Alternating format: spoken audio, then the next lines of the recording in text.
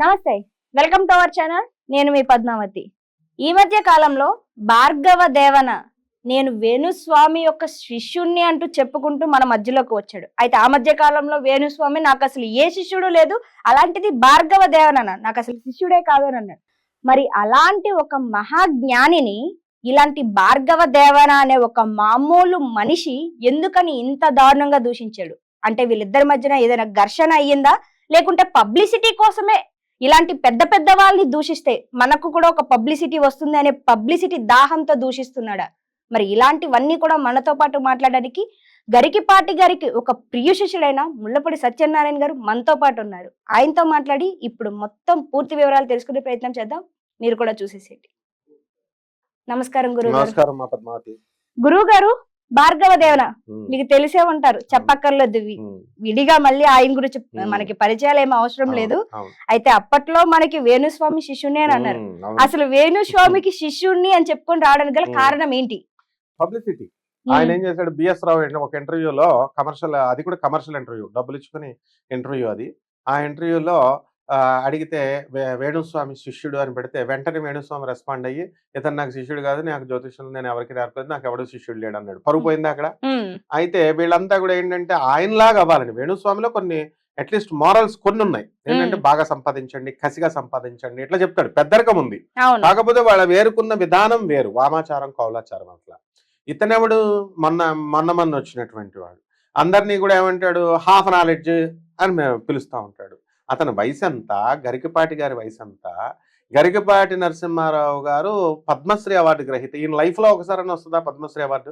గరికపాటి నరసింహారావు గారు ఆయన government oriental colleges లో అక్కడ లెక్చరర్ గా దగ్గర చేస్తూ కొవ్వూరు, కాకినాడ, అదంతా కూడా రాజమండ్రిలో శృంగేరి భారతీ తీర్థస్వాముల వారు, మా గురువు గారు శంకరాచార్యులు వారు, ఆయన వస్తే ఆయన గరికపాటి వారిని వీళ్ళందరినీ కూడా మహాపండితులను పిలిచేవారు. రామళ్ళ సూర్యప్రకాశ్ శాస్త్రి గారు, ప్రొఫెసర్ డాక్టర్ బేతవోలు రామబ్రహ్మం గారు, ఇలా అనమాట. వాళ్ళందరినీ చిన్న పిల్లల్ని కూడా పిలిచేవారు, వేద పండితులను, చిన్న చిన్న పిల్లలు, వేద విద్యార్థుల్ని. వేద ఘోష జరిగేది. మేమంతా భారతీ తీర్థ స్వాముల వారి దగ్గర పెరిగాం, గరికపాటి గారిని చూస్తూ ఆయన ఉపన్యాసాలు వింటూ పెరిగాం. కాబట్టి మామిడాన్న శేషగిరిరావు గారిని లాయర్ గారు ఆ ఆశ్రమాన్ని, ఆ శంకర మఠాన్ని, రాజమండ్రిలో భారతీ తీర్థ స్వామి శృంగేరి మఠాన్ని నడిపేవారు అనమాట. ఆ భారతీ తీర్థ స్వాములు, ఆ మామిడాన్న శేషగిరిరావు గారు పెద్ద అబ్బాయి ప్రొఫెసర్ శ్రీరామచంద్రమూర్తి నాకు ఐఐటి మెడ్రాస్ లో నా గురువు, ఎంఎస్ఆర్సి డివిజన్ లో చేస్తాడు. అలాగే వాళ్ళ అబ్బాయి శ్రీనివాస్ అడ్వకేట్. ఇంత బ్యాక్గ్రౌండ్ ఉంది. గరికపాటి నరసింహారావు గారు అంటే మా ద్విసహస్రావధాని. ఇప్పుడున్నటువంటి సహస్రావధానాల్లో ఆయన మించిన వాడు లేడు. నెంబర్ 1.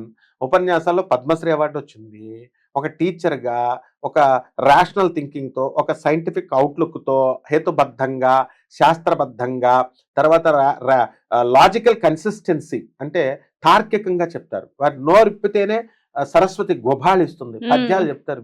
వీళ్ళు నోరిప్పితే ఏంటో తెలుస్తుంది కదా. నేను మందు కొడతా, సిగరెట్లు తాగుతా, నగ్నంగా పూజ చేస్తా, నేను అమ్మాయిలు మెన్స్ట్రల్ సైకిల్లో చేస్తే కాళీ తంత్రం పేరు పెట్టి ఆ యొక్క పుష్పాన్ని అందులో ఉంచి వాళ్ళ రక్తంతో నేను పూజ చేస్తా, సెక్షువల్ 3-4 సంవత్సరాల నుంచి నేను దాడి చేస్తే వీళ్ళందరిపైన ఇలాగా అశాస్త్రీయంగా, అవైధికంగా చేసే వాళ్ళందరి మీద దాడి చేస్తే సెక్షువల్ తాంత్రిక్ సెక్స్ చేయాలా అమ్మవారి ఫోటో ముందు అనేవాడు. వేణుస్వామి కూడా అలా అనేవాడు.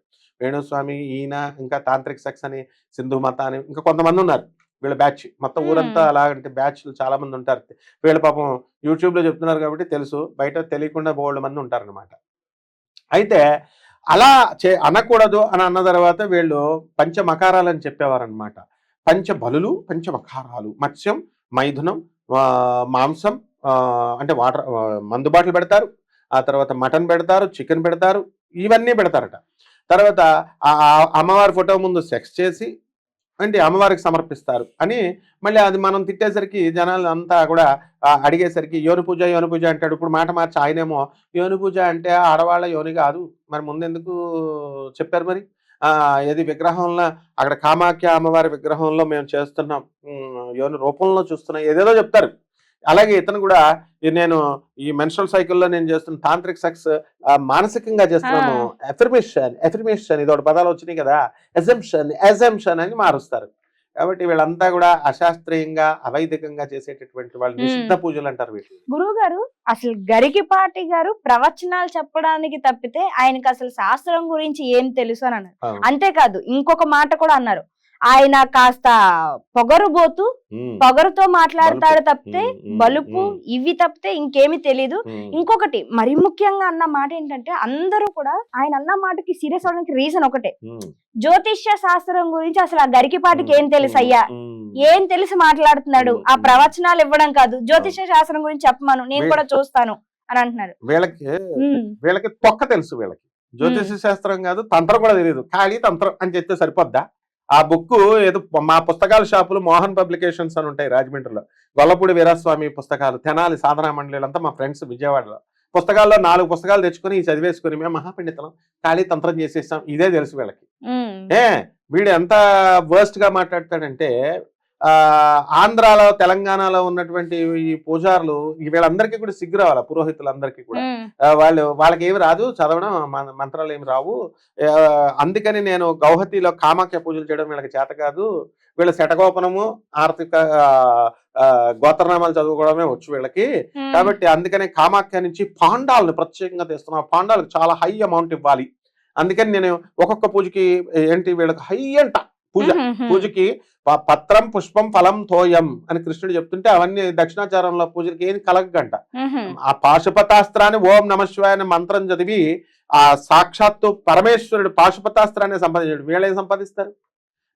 దక్షిణాచార పూజలు అని చెప్పేసి బిల్డప్ అనమాట. అంటే జనాలను ఏదో అట్రాక్ట్ చేయాలా, ఈ మామూలు పూజలు అంటే ఈ జనాలు కూడా అలాగే ఉన్నారు కదా, దొంగ విధవలు, జనాలు కూడా డబ్బులు ఇవ్వరు, అందుకని ఏం చేస్తున్నారంటే మటను, చికెన్, ఫిష్. అమ్మవారు ఏమన్నా జగన్ దగ్గర లేదా చంద్రబాబు నాయుడు దగ్గర కార్యకర్త ఏది? మామూలుగా జనరల్ గా రాజకీయ నాయకులు ఏం చేస్తారు, వీళ్ళు పనులు చేయించుకుని లాస్ట్ లో కార్యకర్తలకు ఏ రాజకీయ పార్టీ అయినా ఇందులో మినహాయింపు లేదు, ఒక బిర్యానీ ప్యాకెట్, ఒక క్వార్టర్ మందు పడేస్తారు. కాబట్టి అలా ఒక మందు బాటలు పెడుతున్నారు, ఒక మాంసం, చికెన్, మటన్ పెడుతున్నారు. అమ్మవారు అది చూసేసి వీళ్ళు చేసే మహాపూజలు, మహామంత్రాలు, వీళ్ళ గొప్ప మంత్రగాళ్ళు, వీళ్ళు చేసేసి ఇది ఫలితం ఇచ్చేయడానికి పెడుతున్నారు. గురువు గారు అసలు ఏ తంత్ర విద్యల పుస్తకాల్లో రాసి ఉంది ఇలాగ మందు, ఈ మాంసం పెట్టాలి అని అనేసి ఎక్కడైనా రాసి ఉందా? అసలు తంత్రం అంటే ఏంటో వాళ్ళకి తెలియదు, తంత్రానికి అర్థం ఏంటి, డెఫినేషన్ ఏంటి తెలియదు, ఏదో ఒక లైన్ చెప్పేసి దిస్ ఇస్ తంత్రం అని చెప్పాడు. తంత్రానికి అర్థం ఏంటి అసలు? ప్రాక్టికాలిటీ అనేటటువంటి తంత్రం. ద ఫార్ములా, ఇప్పుడు మామూలుగా ఇప్పుడు టీ కాయాలి అని ఉంది, ద ఫార్ములా నీళ్లు కాయాలా, ఇలా కాయాలా అని మనం చెప్తాం కదా, పాలు పోయాలా, కాఫీ పొడి పెట్టాలా, టీ పొడి వేయాలా, దిస్ ఇస్ మంత్రం అంటే ఆ ఫార్ములా. ఓకే, దాన్ని రేఖామాత్రంగా మాన్యుస్క్రిప్ట్ మీద రికార్డ్ చేస్తాం, రికార్డ్ చేసి ఒక యంత్ర రూపంలో మనం పెడతాం, స్టోరేజ్ చేస్తాం సీడీలో, అది యంత్రం. అండ్ ప్రాక్టికల్ గా చేసే దాన్ని తంత్రమా అంటాం. సినిమాల్లో చూపించినట్టు ఏదో ముగ్గులు వేసేసి, కపాలాలు పెట్టేసి, నిమ్మకాయలు వేసి, కోడిగుడ్లు పెట్టి, వెంట్రుకలు పెట్టి, ఇవన్నీ బోగస్లు అనమాట, హేతువాదులు, అందుకే ఉతికి ఆరేస్తున్నారు వీళ్ళని. వీళ్ళు ఇవి తంత్రం కాదు, ప్రజల మైండ్ లో కూడా అలాగే ఇంజెక్ట్ అయిపోయింది, వీళ్ళకి ఏమీ రాదు అసలు. ఫస్ట్ పాయింట్, వీళ్ళు ఏమన్నా అంటే బ్లాక్ మ్యాజిక్. మేము ఆయనేమో గుమ్మడికాయ కుట్టేస్తా, ఒక శత్రువు వస్తే నేను 2 గుమ్మడికాయలు కుట్టేసాను, ఆయన పారిపోయి గోగినేని బాబు, ఒక గుమ్మడికాయ కుట్టేసాను, ఆస్ట్రేలియా పారిపోయాడు అని వేణుస్వామి గారి కోతలకు వచ్చేవాడు అప్పుడు. ఈయనేమో ఇలాగనమాట. కాబట్టి తంత్ర మంత్ర శాస్త్రాలు వీళ్ళకి ఏం రావు, అసలు నోరు ఇప్పితేనే సరస్వతి గుబాళించాల. సామే వసతు జిహ్వాగ్రే బ్రహ్మ రూప సరస్వతి అం ఆం ఇం ఏం క్షమ్ అక్షరమాల అక్షరమాలం కృత వాగ్వాదిన్య స్వాహ. ఇది రావాలా, సరస్వతి నాలుక మీద తిష్ట వెయ్యాల. వాళ్ళ ఏదేదో చెప్తారనమాట. కాబట్టి ఈ ఆడవాళ్ళ మెన్స్ట్రల్ సైకిల్లో ఉన్న రక్తంతో పూజ చేస్తారట అమ్మవారికి, వీర్యంతో కూడా పూజ చేయొచ్చు అని చెప్పాడు మహానుభావుడు. వీర్యంతో వాళ్ళు డాక్టర్ సమరం చెప్తా ఉంటాడు చూడు, హస్త ప్రయోగం చేసుకోవచ్చు అని, మాస్టర్బేషన్. దాంట్లో వచ్చిన వీర్యాన్ని తీసి వీళ్ళు ఏం చేస్తారంటే యూత్ ని చూడు ఎలా పాడు చేస్తున్నారు, ఆ పువ్వుతో వీళ్ళు పూజ చేస్తారట. ఇది తంత్రం అంట. తంత్ర గ్రంథాలన్నీ యూజ్లెస్ గ్రంథాలు, అవన్నీ కూడా దేర్ ఇస్ నో బేసిక్. ఎవరి నోటికి వచ్చినట్టు మాట్లాడడం. వీళ్ళంతా ఏం చదివిన చదువులు చూస్తే ఒకడేమో 10th ఫెయిల్ అయిపోయినాడు, ఒకడు ఇంటర్ ఫెయిల్ అయిపోయినాడు, ఒకడేమో నేను ఇది చదువుకున్నాను అది చదువుకున్నాను అని చెప్పుకుంటారు. వీళ్ళ జ్యోతిష శాస్త్రం ఎంఏ ఆస్ట్రాలజీ చేసాం, ఇది చేసాం, అవి చేసాం అంటారు. Where is the scientific approach, where is the rationality? నువ్వు వేర్ ఇస్ ద డీసెన్సీ, సొసైటీలో నువ్వు డీసెన్సీ ఏది అసలు? ఉమ్, ఇలాంటివన్నీ చెప్పొచ్చు అంటే వీళ్ళు బరిదెగిచ్చేస్తారనమాట. గురువు లేరు వీళ్ళందరికీ కూడా, ఎవడో గురువు లేడు కాబట్టి. గురువు ఉంటే ఇప్పుడు మా గురువు గారు ఇప్పుడు నేను మాట్లాడుతుంటే అమ్మో నా వీడియో గొరకపాటి నరసింహారావు గారు చూస్తున్నారు, బాబాయ్ మా గురువు గారు ఏమనుకుంటారో అని మనం భయంతో ఉంటాం. ఏమైనా పొరంబోకులు అంటారనమాట. గురువు లేని వాళ్ళందరూ పొరంబోకుల్లా వాళ్ళు ఇష్టం వచ్చినట్టు నోటికి వచ్చినట్టు మాట్లాడేస్తారు. కాబట్టి ఇది చూసి జనం అంట అసలు వీడియోలో ఎవడు చూడమన్నాడు, జనం ఏం చూడరు. ఒక గొప్ప వాడిని బ్యాడ్ చేస్తే వాళ్ళు గొప్ప వాళ్ళు అయిపోతారండి. వీళ్ళకి నేమ్ అండ్ ఫేమ్ లేదు వీళ్ళకి. అవును. గరికపాటి నరసింహారావు గారు పద్మశ్రీ ఆయన అంటే వీళ్ళకి ఏమన్నా వైరల్ అవుతుంది వీడియో, ఏమన్నా చూస్తారు వ్యూస్ అని చెప్పి ఉద్దేశంతో ఇలా చెప్తారనమాట. ఉమ్, అంటే ఎప్పుడు కూడా ఒక గొప్పవాడి మీద రాయేస్తారు. వీళ్ళతో పోయేదేముంది, వీళ్ళకి అంటే ఫేమ్ కోసం చేస్తున్నారు. నేమ్ అండ్ ఫేమ్ కోసం ఇంకేం ఉండదు అక్కడ. ఉమ్, వీళ్ళకి ఇండివిజువల్ గా ఆయన గరికపాటి నరసింహారావు గారు వాళ్ళు 45 సంవత్సరాలు కష్టపడితే ఇప్పుడు కూడా చాగంటి కోటేశ్వరరావు గారు కానీ గరికపాటి గారు కానీ ప్రముఖ అనే పేర్లు వేసుకోరు. సామవేదం కానీ వడ్డిపతి కానీ నండూరు కానీ ప్రముఖ అని పెట్టుకోరు, గొప్పలు చెప్పుకోరు, వాళ్ళ గొప్పలు వాళ్ళు చెప్పుకోరు. మరి వీళ్ళు 4 వీడియోలు చెప్పగానే ప్రముఖ, బ్రహ్మశ్రీ అవార్డులు వచ్చేస్తాయిగా. ఇవన్నీ ఎలా వచ్చేస్తున్నాయి మరి? వాళ్ళకి వీళ్ళు పెట్టుకుంటున్నారు. మళ్ళీ ఏమంటున్నాడు దర్జాగా, నాకు చాలా ఎక్స్పెన్సివ్ పూజలు ఒకడంటాడు, వేణుస్వామి ఏమంటాడు మందు బాటిళ్ళు చాలా కాస్ట్లీ బాటిల్, మరీ ఎక్కువ కాస్ట్లీ, ఎంత కాస్ట్లీ అయితే అంత తొందరగా వరమిస్తుందట అమ్మవారు మందు బాటిల్లో. వీళ్ళు తాగడానికి బాగుంటాయి.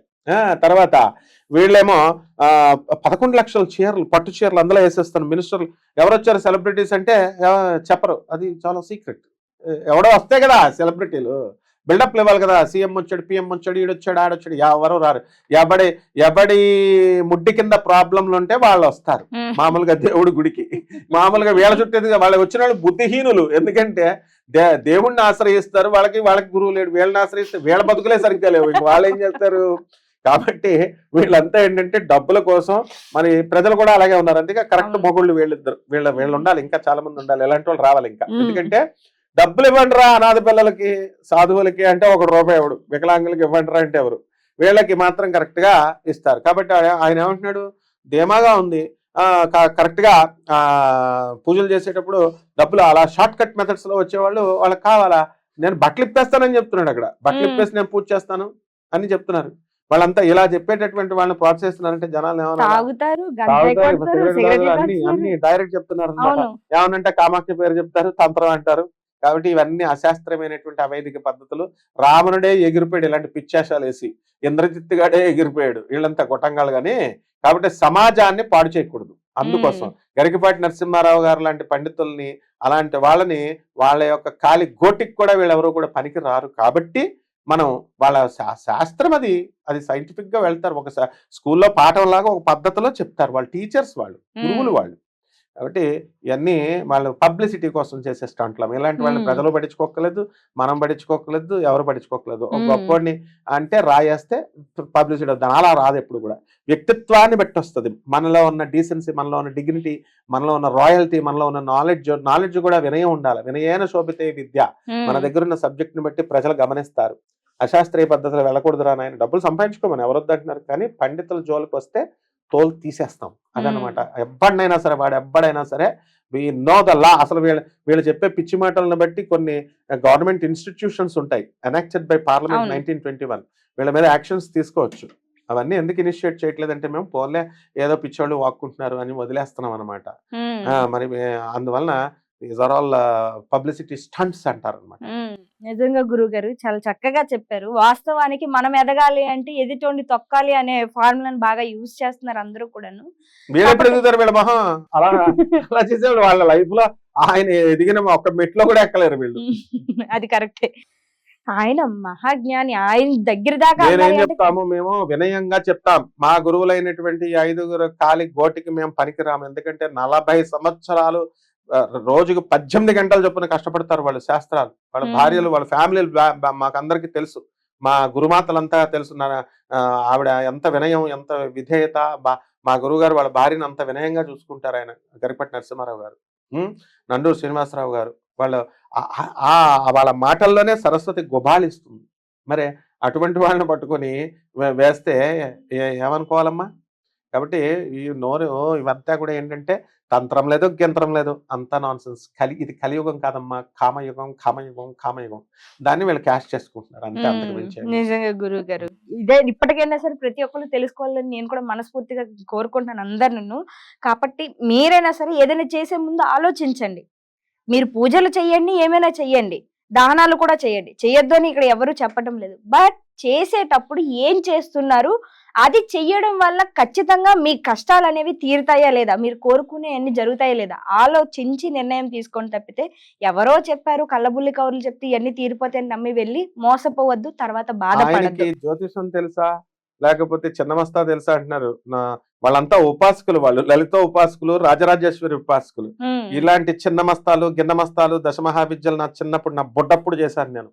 రేణుక, ఇవన్నీ కూడా రేణుక ఉపాసన, పంచకాళికలు ఇవన్నీ ఉంటాయి, వారాహి, వార్తాలి ఇవన్నీ ఉంటాయి. వీళ్ళు ఏవో పేర్లు చెప్పి బతుకుతారమ్మా. కాబట్టి గరికపాటి గారికి అన్నీ తెలుసు, జ్యోతిష శాస్త్రము తెలుసు. చిన్నమస్తాదేవి సభలు పెడితే ఈ శకుంతలాదేవి వీళ్ళంతా వచ్చేవారు, బెంగళూరు వెంకట్రామన్ వీళ్ళంతా జ్యోతిష మహాపండితులు. వాళ్ళ కాలి గోటికి వీళ్ళు పనికిరారు. వీళ్ళకి ఏమొచ్చు, శని 3 ఇంట్లో గురు 4 ఇంట్లో, మామూలు జనం చెప్తున్నారు ఇప్పుడు. కాబట్టి వీళ్ళ మా గురువు గారిని లేకపోతే పండితుల్ని విమర్శించేది, ఎవరిని కూడా విమర్శించకోకుండా ఉంటే వాళ్ళు గౌరవం, ఇంకా గౌరవం వస్తుంది, లేకపోతే ఇంకా పతనం అయిపోతారు.